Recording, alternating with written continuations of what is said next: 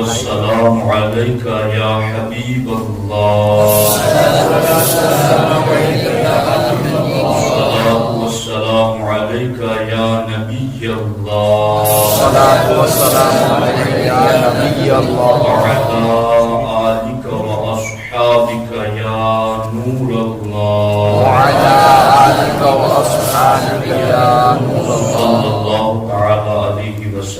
صلى الله تعالى عليه وسلم. دوستان محترم، آج 26 جنوری ہے اور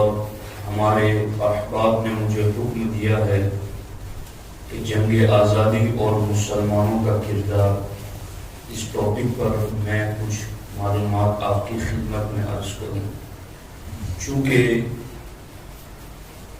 کئی مسلمان ایسے ہیں جنہیں اس بات کا علم نہیں ہے کہ انگریزوں کے تسلط سے ملک کو آزاد کرانے میں مسلمانوں کا کردار کیا رہا ہے. تو آج کی اس نشست میں تاریخ کے حوالے سے کچھ باتیں آپ کی خدمت میں عرض کرنا چاہتا ہوں. جنگ آزادی میں مسلمانوں کا کیا کردار رہا، تاریخ میں وہ زرعی حروف سے لکھا ہوا ایک مستقل باب ہے. 15 اگست 1947 کو ہندوستان آزاد ہوا. تب سے لے کر آج تک پورے ہند میں آزادی کا جشن منایا جا رہا ہے. علماء اہل سنت کا اس سلسلے میں کیا کردار رہا ہے، اس کو اگر آپ جاننا چاہتے ہیں تو 18ویں صدی کی تاریخ میں ٹیپو سلطان کی زندگی آپ کو پڑھنا پڑے گی. انگریزوں کے تسلط سے ہندوستان کو آزاد کرانے میں حضرت ٹیپو سلطان نے اولین اور بنیادی کردار ادا کیا ہے. ان کے بعد قائد جہاد آزادی، استاذ امام علم فن حضرت علامہ فضل حق خیرآبادی رحمۃ اللہ تعالی علیہ، باضابطہ آپ نے دہلی کی جامع مسجد میں انگریزوں کے خلاف جہاد کا فتویٰ دیا اور 33 علماء اہل سنت نے اس فتوی جہاد پر دستخط کیے اور اس کے بعد ہندوستان کے مسلمان اٹھ کھڑے ہوئے. اور ہم یہ نہیں کہتے کہ ہندوستان کی جنگ آزادی میں صرف مسلمانوں نے رول ادا کیا، بلکہ یہاں کی مختلف قوموں نے آزادی میں حصہ لیا. لیکن افسوس یہ ہے کہ تاریخ میں مسلمانوں کے ساتھ یہ ظلم کیا گیا کہ اس ملک کی آزادی میں جو مسلم علماء اور مسلم عوام کا کردار تھا وہ تاریخ کے نقشے سے مٹانے کی کوشش کی گئی. لیکن علماء اہل سنت تاریخ کی روشنی میں اپنے علماء اور اپنی عوام کے کردار کو لوگوں کے سامنے بتاتے رہیں گے. یہ ضرورت کیوں پڑی کہ ہم ملک میں آزادی کی جنگ لڑیں؟ اس کا بیک گراؤنڈ جب ہم پڑھتے ہیں تو ہمیں یوں معلوم ہوتا ہے کہ مغلیہ دور سلطنت میں ہندوستان پوری دنیا کے لیے قابل رشک بنا ہوا تھا. پوری دنیا کے سامنے ہندوستان ایک سونے کی چڑیا کی مانند تھا اور لوگوں کے درمیان یہ ملک نہایت خوشحال ملک تھا. ہندوستان کی سرزمین پر سب سے پہلے عیسوی سن 1498 میں پرتگال کا سوداگر واسکو ڈی گاما یہ ہندوستان آیا اور اس نے ہندوستان میں تجارت کی اور بہت سارا نفع کمایا. اس کے آنے کے 102 سال کے بعد عیسوی سن 1600 میں ہالینڈ کے سوداگر ہندوستان میں آئے. انہوں نے بھی اپنی تجارت کو خوب فروغ دیا اور بے انتہا دولت کمائی. جب ہالینڈ کے سوداگروں کی تجارت کا شعبہ یورپ میں پہنچا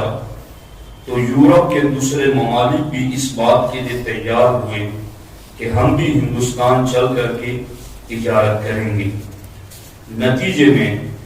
فرانس، جرمنی، ڈنمارک، انگلینڈ کے تاجر ہندوستان آئے اور ہندوستان میں انہوں نے بے پناہ دولت اور ثروت اکٹھا کی، اور جو تاجر جرمنی، ڈنمارک اور انگلینڈ سے آئے تھے انہوں نے صرف دولت ہی نہیں کمائی بلکہ انہوں نے ساحلی علاقوں میں بہت زبردست طریقے سے اپنا اثر بھی قائم کیا۔ سورت گجرات کی سرزمین پر ایک شہر ہے اور یہ ساحلی علاقہ ہے۔ اس زمانے میں یہ علاقہ بہت زرخیز شہر تھا اور یہاں سے آمد و رفت ہوتی تھی۔ انگلینڈ کے تاجروں نے سب سے پہلے بادشاہ نور الدین جہانگیر کے پاس اپنی عرضی پیش کی،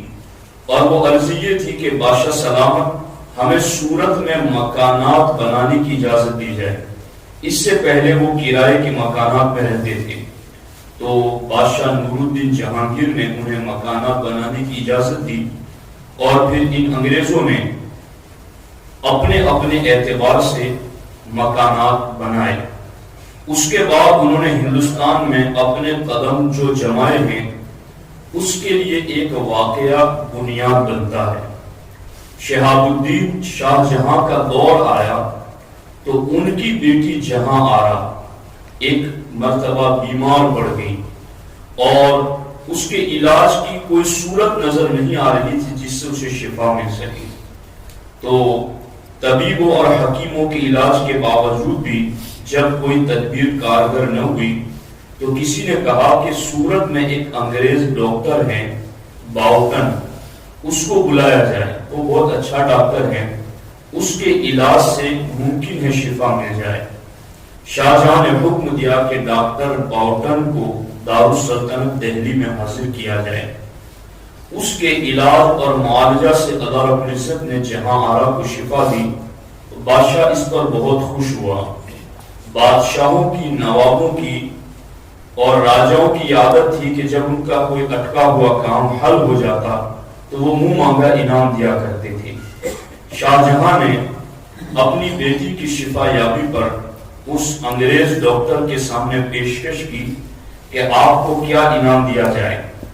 اس کے سامنے دو صورتیں تھی کہ وہ انعام میں یا تو اپنا ذاتی نفع مانگ لیتا یا اپنی قوم کا نفع مانگتا۔ اس نے اپنا ذاتی نفع چھوڑ کر کے اپنا قومی نفع طلب کیا، اور اس نے بادشاہ کے سامنے یہ عرضی رکھ دی کہ ہمارا معاملہ یہ ہے کہ ایک علاقہ ہے اور اس پورے علاقے میں پوری عیسائیت قوم آباد ہے بنگال میں، تو ہم کو صوبہ بنگال میں بغیر ٹیکس دیے ہوئے تجارت کرنے کی اجازت دے دی جائے۔ یہ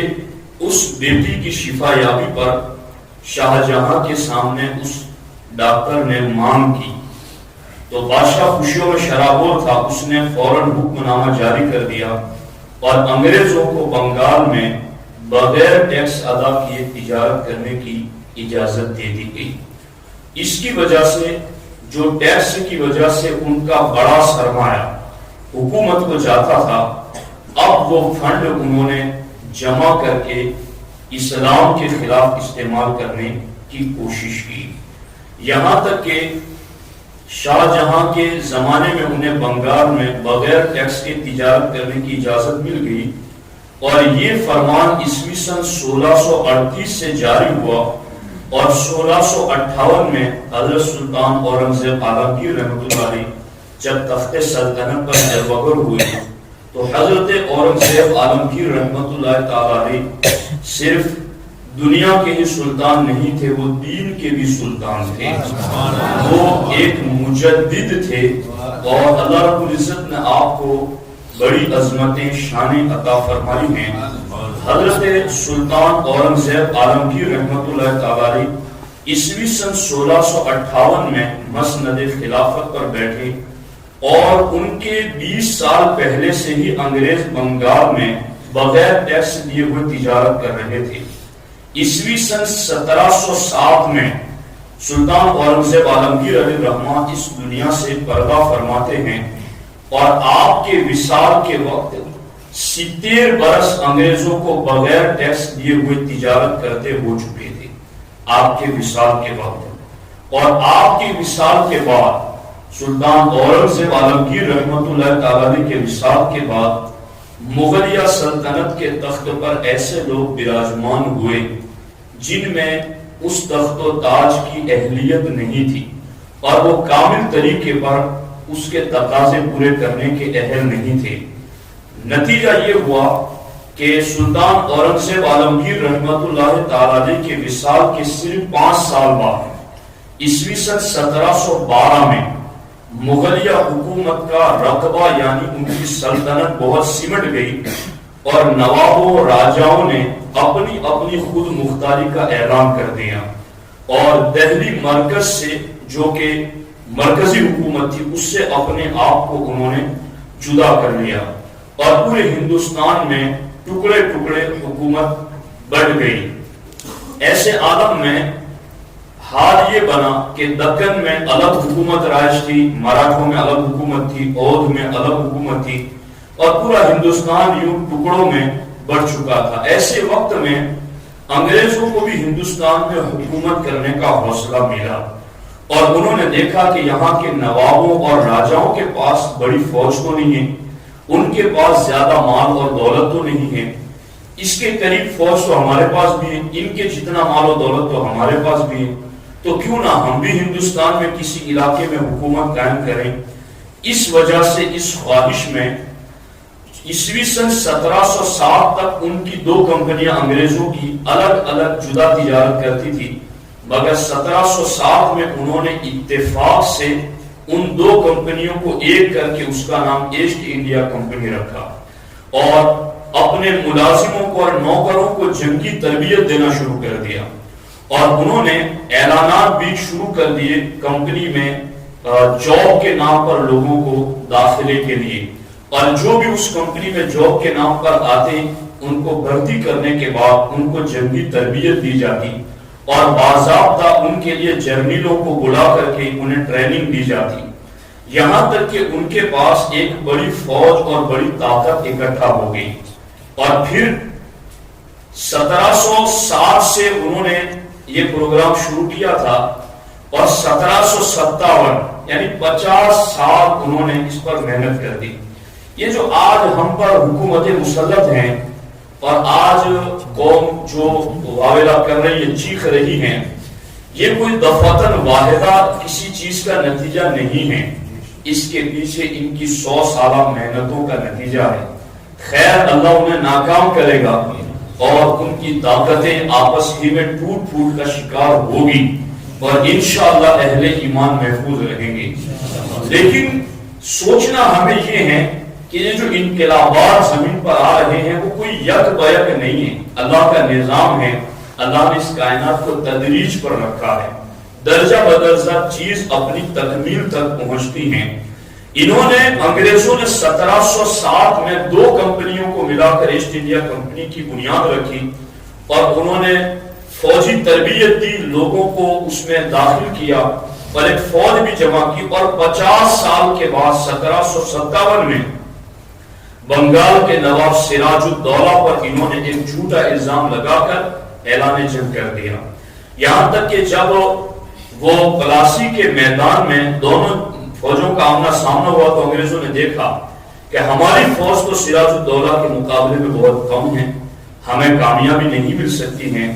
تو انہوں نے اپنی پرانی شرارت کو بروئے کار لا کر کے ان کو توڑنے کی کوشش کی، اور سراج الدولہ کے وزیر جعفر کو انہوں نے اپنا ہمنوا بنا لیا، اس کو پھوڑ دیا، اور جعفر کی غداری کے بعد جو جنگ سراج الدولہ کو جیتنی تھی وہ جنگ سراج الدولہ ہار گئے، اور پھر ہوا یہ کہ بنگال میں عیسائیوں کی حکومت قائم ہو گئی، انگریزوں کی سلطنت قائم ہو گئی۔ اس کے بعد بنگال میں ان کا پہلا سیاسی دور شروع ہوا، اور بنگال پر قبضہ کرنے کے بعد ان کی سیاسی طاقت بن گئی، تو مغل سلطان بادشاہ شاہ عالم، چونکہ وہ دہلی اور اس کے آس پاس کے علاقوں میں ہی گھرا ہوا تھا، اب یہ انگریز بنگال سے عیسوی سن 1765 میں 57 میں قبضہ کیا۔ اس کے 9 سال کے بعد 9 سال سے پہلے 1765 میں انگریز شاہ عالم بادشاہ کے پاس دہلی پہنچے اور بادشاہ سے جبرن یہ فرمان جاری کرایا کہ بنگال، بہار، اڑیسہ اور الہ آباد پر ایسٹ انڈیا کمپنی حکومت کرے گی، ان علاقوں پر مغلیہ حکومت نہیں چلے گی۔ اور پھر ہوا یہ کہ بنگال، بہار، اڑیسہ اور الہ آباد پر قبضہ کرنے کے بعد انگریزوں نے اپنی پرانی چال لڑاؤ اور حکومت کرو، اتنے علاقوں پر تو وہ قابض ہو گئے۔ اب اس کے بعد انہوں نے دیکھا کہ ہندوستان کے مختلف راجے، مہاراجے، نواب اپنے اپنے علاقوں میں اپنی حکومت کر رہے ہیں، تو جو آج کا جو نقشہ ہے بالکل اسی طریقے سے آپ سمجھنے کی کوشش کریں گے کہ ایک راجے کو دوسرے راجے کے خلاف ابھارا، ایک نواب کو دوسرے نواب کے خلاف ابھارا، اس کو ہتھیار دیے، اس کو ہتھیار دیے، ان کو لڑایا، اور ان میں جب کافی نقصان ہوا تو پھر صلح کرانے کے لیے بھی یہی آیا۔ اور کبھی یوں بھی ہوا کہ کوئی ایک غالب آ گیا تو اب اس پر انگریز نے قبضہ کر لیا اور اس کو ہٹا دیا وہاں سے۔ یوں بھی اس طریقے سے لڑا کر کے بھی ہندوستان کے نوابوں کو، یہاں کے راجوں مہاراجوں کو انگریزوں نے کمزور کیا، اور پھر ان کمزور علاقوں پر ان کے لیے کنٹرول کرنا آسان ہو گیا۔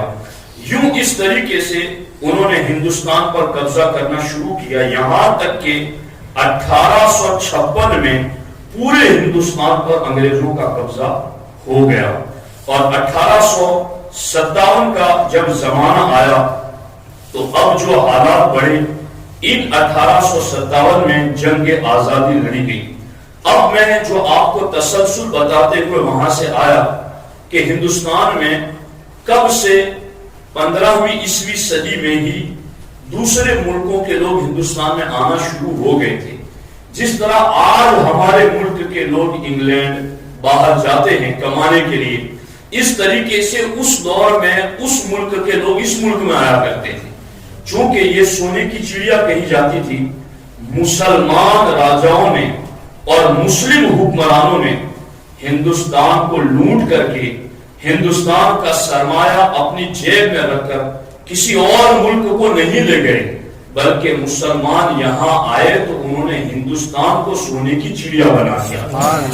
انہوں نے یہاں کا کوئی مال لوٹا گھسوٹا نہیں۔ آج غیر ملکی آنے والے لوگوں کو اگر آپ کوئی چیز دکھا سکتے ہیں کہ ہمارے ہندوستان میں یہ چیز دیکھنے کے لائق ہے، تو آپ وہی چیز دکھا سکتے ہیں جو مسلم حکمرانوں نے اس ہند کی دھرتی پر قائم کی ہیں۔ تو آپ دیکھیں یہ مسلم حکمرانوں کا اس سرزمین سے محبت کا تعلق تھا، جیسا کہ آج تاثر دیا جا رہا ہے کہ مسلمان یوں ہیں توں ہیں۔ اگر واقعی ان کی بولیوں میں کوئی سچائی ہوتی تو جس طرح انگریز لوٹ کر کے اس ملک کو چلے گئے، مسلم حکمران بھی چلے جاتے، مگر مسلم حکمرانوں نے اس ملک کو لوٹا نہیں،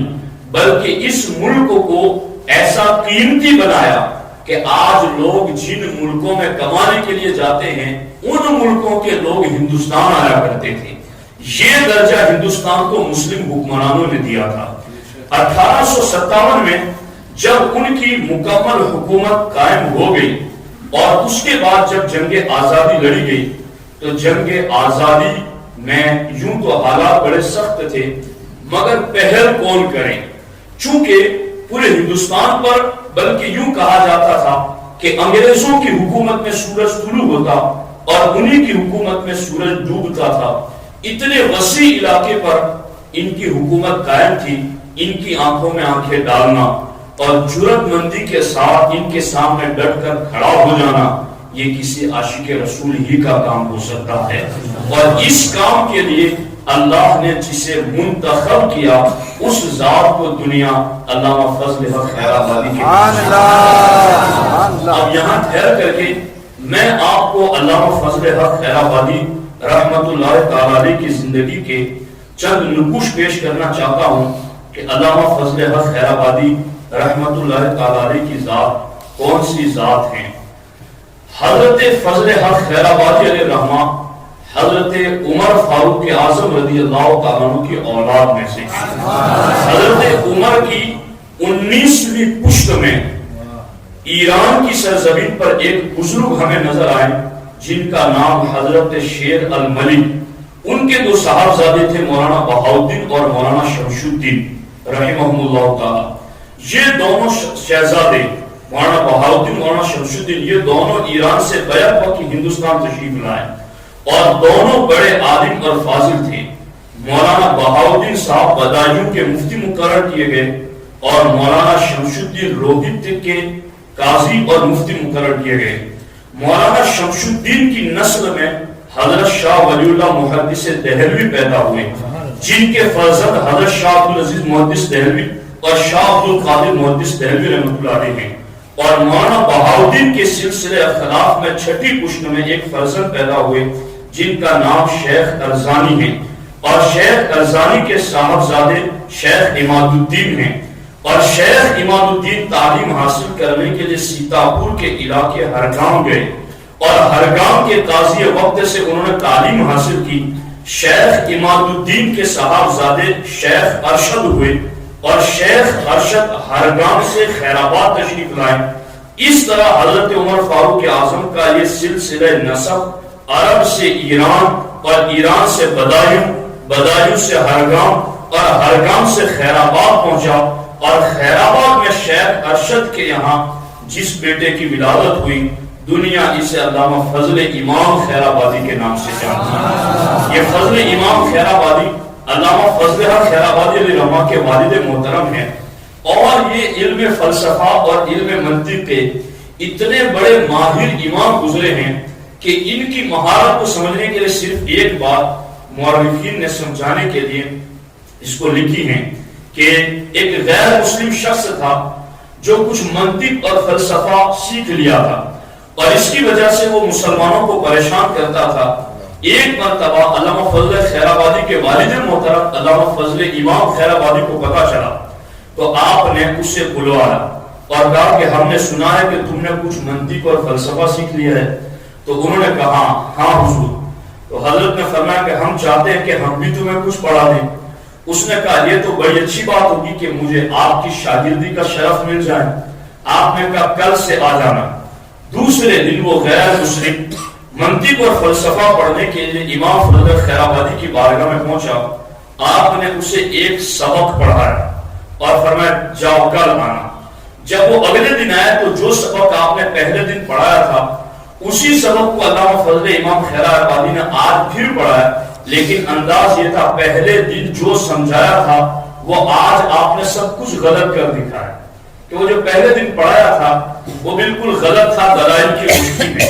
وہ بڑا حیران ہوا کہ کل میں نے آپ سے جو سنا تھا تو سمجھتا تھا کہ یہی صحیح ہے، لیکن آج یہ ہو رہا ہے کہ وہ سب کچھ سب غلط تھا اور آج جو آپ نے سنا وہ صحیح ہے۔ پھر اگلے دن حضرت نے اسی سبق کو پڑھایا اور انداز وہی تھا، مگر پچھلے دن جو پڑھایا تھا اس سب کو آپ نے غلط ثابت کر دیا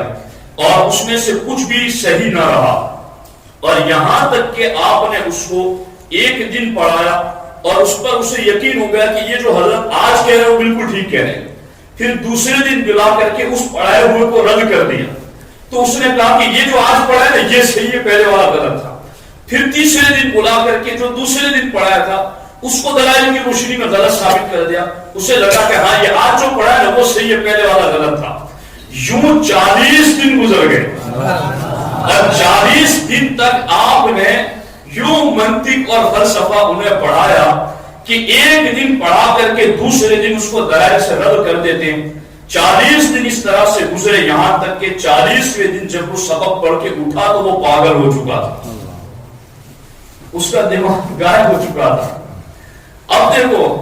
علامہ فضل امام خیر آبادی نے فرمایا کہ تو مسلمانوں کو پریشان کرتا ہے، میں یہی چاہتا تھا کہ تجھے ایسا فلسفہ سکھاؤں۔ تو یہ ان کی شان تھی علامہ فضل خیر آبادی رحمۃ اللہ علیہ کی، والد محترم علامہ فضل امام خیر آبادی رحمۃ اللہ علیہ کی، یہاں تک کہ علامہ فضل امام خیر آبادی علیہ الرحمہ کے گھر جس بیٹے کی ولادت ہوئی وہ ہیں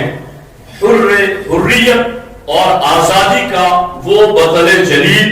جسے دنیا علامہ فضل خیر آبادی کے نام سے جانتی ہے. یہ علامہ فضل امام خیر آبادی کے گھر پیدا ہونے والے صاحبزادے کا نام ہے. اور پھر انہوں نے جنگ آزادی میں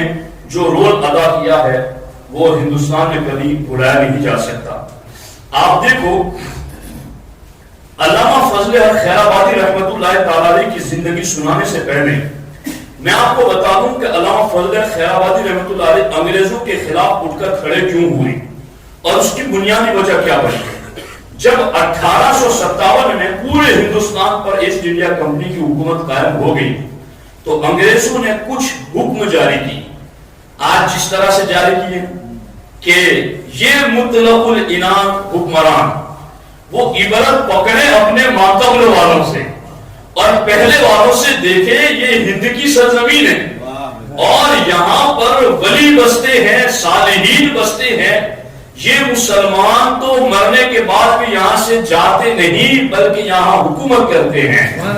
یہ تو انگریزوں نے بھی ہندوستان میں آنے کے بعد پورے ہندوستان کا سروے کر کے کہا تھا کہ ہندوستان میں نے جو عجیب چیزیں دیکھی ان میں سے سب سے عجیب ترین چیز میں نے یہ دیکھی کہ ایک قبر ہے مگر قبر میں بیٹھا ہوا بندہ پورے ہند پر حکومت کرتا ہے اور وہ سلطان الہند غریب نواز کا آستان ہے.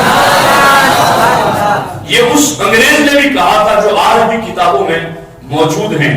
تو انہیں سبق حاصل کرنا چاہیے اپنے ماقبل والوں سے اور اتنی جلدی نہیں کرنی چاہیے. اب دیکھو جب یہ قابض ہو گئے پورے ہندوستان پر تو انہوں نے اپنے حکم نامے جاری کی اور ان حکم ناموں میں انہوں نے کیا جاری کیا تھا. پہلا انہوں نے فرمان انگریزوں نے یہ جاری کیا کہ ہندوستان میں اب تک جتنے مدرسے اور جامعات اسلامی تعلیمات کی نشر و اشاعت کر رہے ہیں جہاں پر اہل سنت و جماعت کے علماء درس و تدریس کے فرائض انجام دے رہے ان تمام درسگاہوں کو بند کر دیا جائے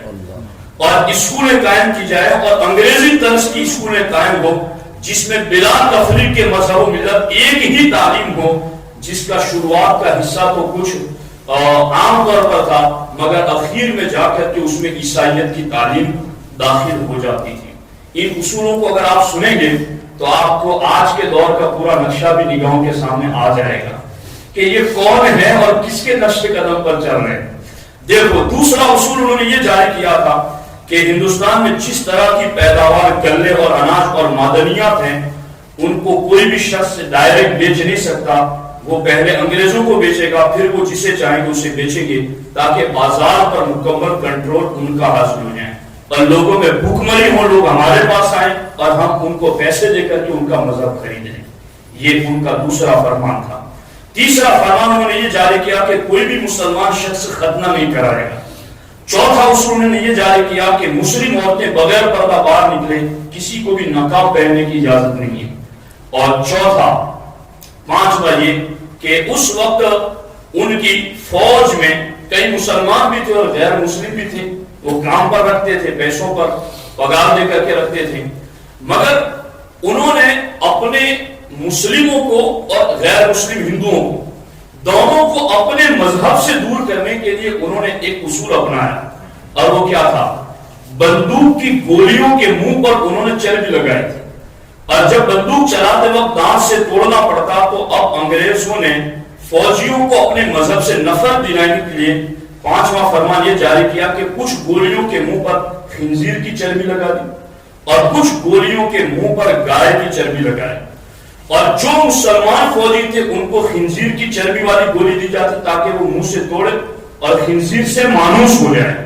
اور دوسرا غیر مسلم جو تھے انہیں گائے کی چربی والی گولی دی جاتی تھی. یہ گائے والے مسئلے اور یہ اس طرح کے سور والے مسئلے یہ انگریزوں کی دین ہیں آپس میں لڑانے کے لیے پھوٹ ڈالنے کے لیے لیکن ان کی یہ سازش ناکام ہوئی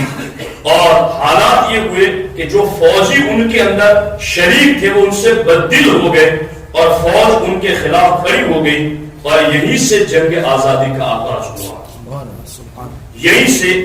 جنگ آزادی کا آغاز ہوا اور جنگ آزادی کا جو آغاز ہوا اس کے بعد علامہ فضل خیر آبادی رحمت اللہ تعالی علیہ کس طرح سے شریک ہوئے اس کا کچھ جائزہ یوں بنتا ہے کہ 10 مئی 1857 کو میرٹھ چھاونی میں مسلم اور غیر مسلم فوجیوں نے مشترکہ طور پر ان کے خلاف بغاوت کا علم بلند کیا اور میرٹھ میں موجود تمام عیسائیوں کو قتل کر دیا جتنے بھی انگریز تھے. اور پھر یہ لوگ دہلی پہنچے اور بہادر شاہ ظفر کو اپنا بادشاہ بنا لیا. جس وقت یہ فوج میرٹھ سے دہلی پہنچی اس زمانے میں علامہ فضل خیر آبادی رحمۃ اللہ تعالی الور میں موجود تھے راجستھان میں, اور الور سے آپ کو بلایا گیا.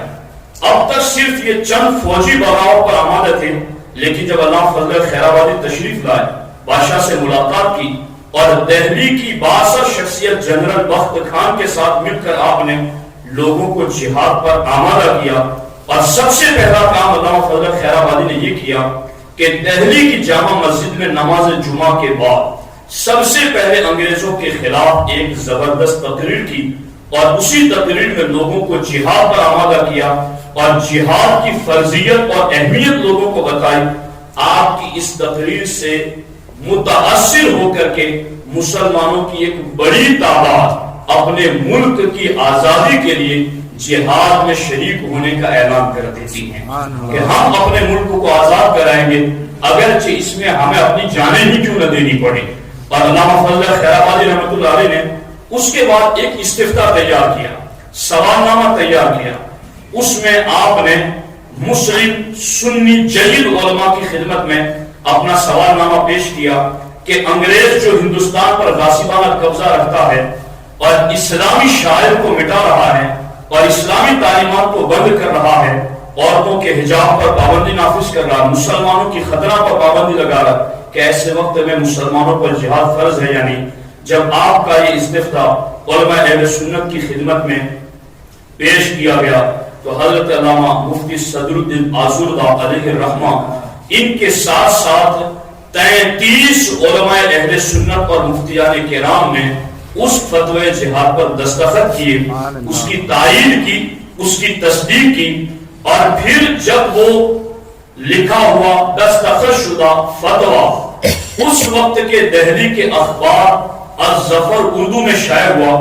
اور اس کے بعد والے شمارے میں بھی علامہ فضل خیر آبادی نے اپنا فتوی جہاد سے متعلق لکھ کر کے اخبار الظفر میں شائع کروایا. اور دونوں فتووں کے شائع ہونے کے بعد مورخین کہتے ہیں ان دو فتووں کے سامنے آنے کے بعد عام لوگوں میں شورش بہت زیادہ ہوگی اور نتیجتاً اس فتوی جہاد کے نتیجے میں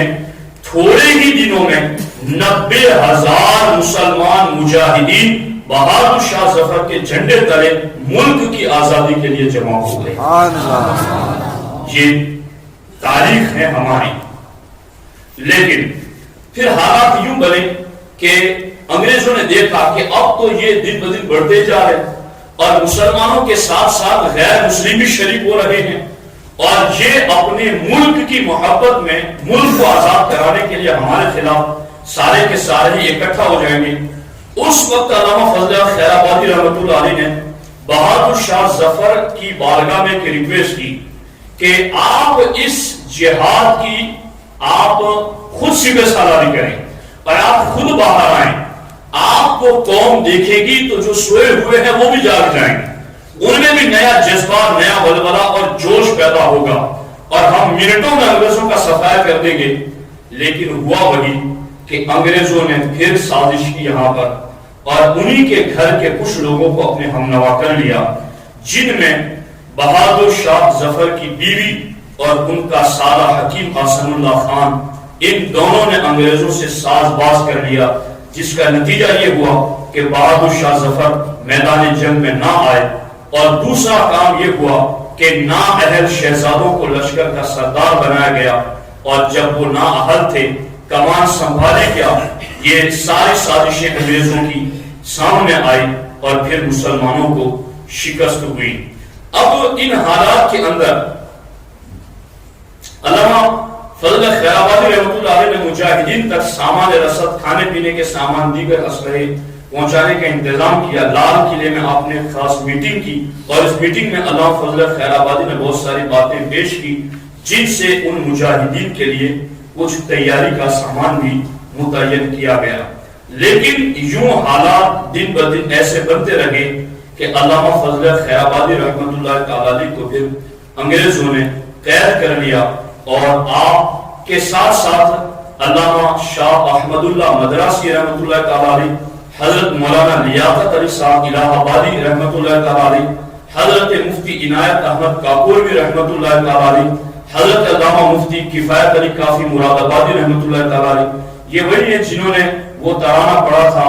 اپنی پھانسی پر ان کو لے جایا جا رہا تھا، تب ان سے کہا تھا آپ کی آخری آرزو کیا ہے؟ تو انہوں نے آخری آرزو اپنے نبی کی بارگاہ میں ایک نعت لکھی تھی اور انہوں نے وہ اشعار لکھے تھے، کوئی گل باقی رہے گا نہ چمن رہ جائے گا، پر رسول اللہ کا دین حسن رہ جائے گا، اطلس و خمخاب کی پوشاک پر نازا نہ ہو، اس تنے بے جان پہ خاکی کفن رہ جائے گا، سب فنا ہو جائیں گے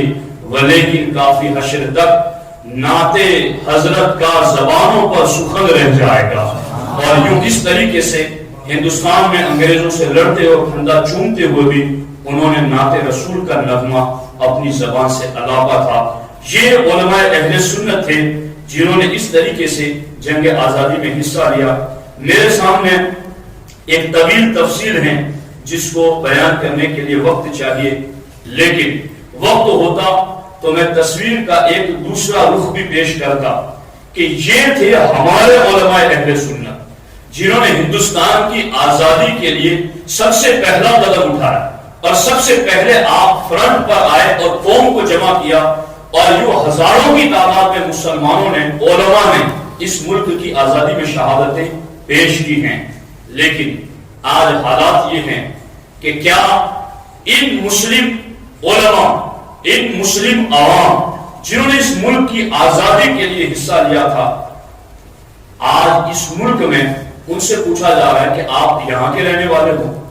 آپ یہاں کے وطنی ہو، آپ کو ثابت کرنا پڑے گا کہ آپ یہاں کے وطنی ہیں۔ تو یہ اس حکومت کی بڑی بدقسمتی ہے کہ وہ آج ان مجاہدین کی اولاد سے پوچھ رہی ہیں جنہوں نے اس ملک کو انگریزوں سے آزاد کرایا تھا، اور جو آج ہم پر الزام لگا ہے کہ یہ اپنا وطنی ہونا ثابت کریں۔ ان کا کردار 1857 کے بعد اگر آپ پڑھیں گے تو آپ کو پتا چلے گا کہ ان کے بزرگوں کی زندگیاں انگریزوں کی جاسوسی میں گزری ہیں اور انہوں نے انگریز حکومت کا سپورٹ کیا ہے۔ وہ ہم سے پوچھ رہے ہیں کہ آپ اس ملک کے باشندے ہیں یا نہیں، تو یہ بڑے شرم کی بات ہے، انہیں اس پر غور کرنا چاہیے۔ اور دوسری چیز جو خاص طور پر میں عرض کرنا چاہتا ہوں وہ یہ ہے،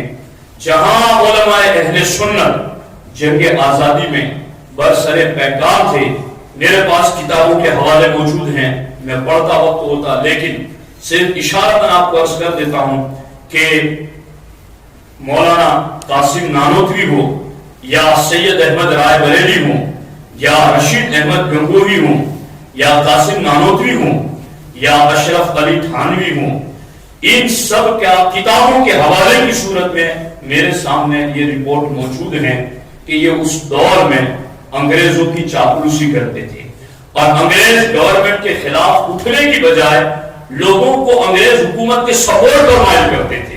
اور انگریزوں سے لڑنے کی بجائے یہ پنجاب کے سکھوں سے لڑنے کی بات کرتے تھے، اور اس طرح سے انہوں نے اس دور میں بھی انگریزوں کی حمایت کی تھی۔ انگریزوں کے خلاف اس ملک میں جنہوں نے سب سے پہلے علم جہاد بلند کیا وہ علماء اہل سنت تھے، اور پھر ان کے ساتھ جو جڑتے گئے وہ اس ملک کی تمام قوم کے لوگ تھے، صرف مسلم ہی نہیں بلکہ ہر قوم کے لوگ تھے جنہوں نے مل کر کے اس ملک کو آزاد کرایا ہے۔ تو ہمارا سبھی کا خون ہے شامل یہاں کی مٹی میں، کسی کے باپ کا ہندوستان تھوڑی ہے۔ ہندوستان کی سرزمین پر جتنا غیر مسلموں کا حق ہے، ہندوستان کی سرزمین پر اتنا مسلمانوں کا بھی حق ہے، اس لیے کہ اس ملک کو آزاد کرانے میں ہمارے بزرگوں نے پھانسیوں کے پھندے چومے ہیں، ہمارے بزرگوں نے کالے پانی کی سزا برداشت کی، اور خدا کی قسم میں وہ الفاظ پڑھ رہا تھا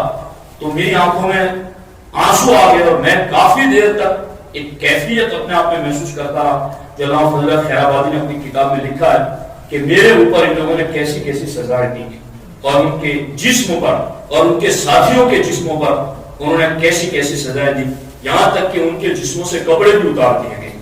جوتے بھی اتار دیے گئے، اور یوں ان سے اس جیل میں ایسے گھناؤنے اور گندے کام کروائے وہ جو جس کو تصور نہیں کر سکتے، اور آپ نے وہ سارا اپنی کتابوں میں لکھا ہے. یہ سارا کچھ ہمارے علماء اہل سنت نے برداشت کیا. اور ایک آخری بات میں عرض کرنی، توجہ سے سننا. یہ علامہ فضل اللہ خیر آبادی جنہوں نے دہلی کی جامع مسجد میں انگریزوں کے خلاف جہاد کا فتویٰ دیا تھا، یہی علامہ فضل اللہ خیر آبادی ہیں جنہوں نے دہلی کی جامع مسجد میں اسماعیل دہلوی سے بھی مناظرہ کیا تھا. سبحان اللہ سبحان اللہ. آج اہل حدیث کو پوچھو آپ کہ آپ کا بزرگ کون ہے اس ہندوستان میں، تو ان کا سیراب اسماعیل دہلوی تک پہنچے گا. دیوبندیوں سے پوچھو کہ تمہارا بزرگ کون ہے، تو وہ بھی اسماعیل دہلوی تک پہنچتے. اسماعیل دہلوی ان دونوں کا مجموع البحرین ہے، یہ دونوں وہاں جا کر کے مل جاتے. اور کوئی کہیں کہ نہیں ہم تو نہیں مانتے، ہم درجنوں کتابیں دکھائیں گے جو اسماعیل دہلوی کی تائید میں انہوں نے لکھی ہیں اور اس کی فضیلت میں اس کی سیرت کی کتابوں انہوں نے لکھی ہیں. وہ اس وقت یہ کہہ رہا تھا اور اس نے عقیدہ بنایا تھا کہ محمد صلی اللہ علیہ وسلم جیسے تو ہزاروں نہیں کروڑوں بھی ہو سکتے ہیں. اور سرکار دو عالم صلی اللہ علیہ وسلم کے بارے میں یوں کہا تو اس وقت جس فضل امام کے بیٹے فضل خیر آبادی نے انگریزوں کے خلاف جہاد کا فتویٰ دیا تھا، اسی وقت انہوں نے کتاب لکھی امتناع النذیر، اور دنیا کے سامنے دلائل کی صورت میں اس بات کو ثابت کیا کہ حضور کے جیسا اب کوئی پیدا ہو بھی نہیں سکتا. تو اب ان کو پوچھو کہ اس عقیدے کی ترجمانی اس دور میں کس نے کی تھی؟ فضل خیر آبادی نے کی تھی. تم تو اس عقیدے کو رد کر رہے تھے، تو آج بھی اس عقیدے پر کون قائم ہے؟ آج اس عقیدے پر اہل سنت و جماعت قائم ہے. تو یہ الحمدللہ رب العالمین میں رات دن ہمارا پڑھنا لکھنا کام ہے، لیکن خدا کی قسم خدا کے گھر میں یہ بات میں کہہ رہا ہوں، الحمدللہ رب العالمین ہمارے بزرگوں نے کبھی دین کے نام پر سودا نہیں کیا. ہمارے بزرگوں نے کسی در پر جا کر کے دین کو بیچا نہیں ہے. اور پھر اس دین کی باغ دوڑ جب اس مرد حریت کے پاس پہنچی جس کو امام اہل سنت کہتے ہیں، تو انہوں نے یہ کہا کرو مدح اہل دول رضا، پڑے اس بلا میں میری بلا، میں گدا ہوں اپنے کریم کا، میرا دین پارا نام نہیں. یہ امام احمد رضا کی بولی تھی. بجز سرکار سر کار عالم سروکار بسرکار نظام. امام احمد رضا کہتے ہیں کہ سرکار دو عالم صلی اللہ علیہ وسلم کی ادا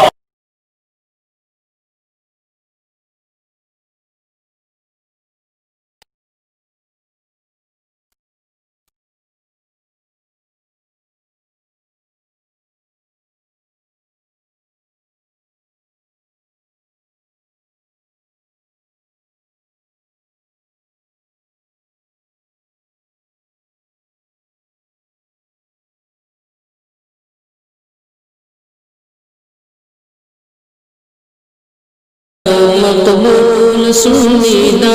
وط اسلام کو آقا کرے عرض یہ شاکر تمہارا یا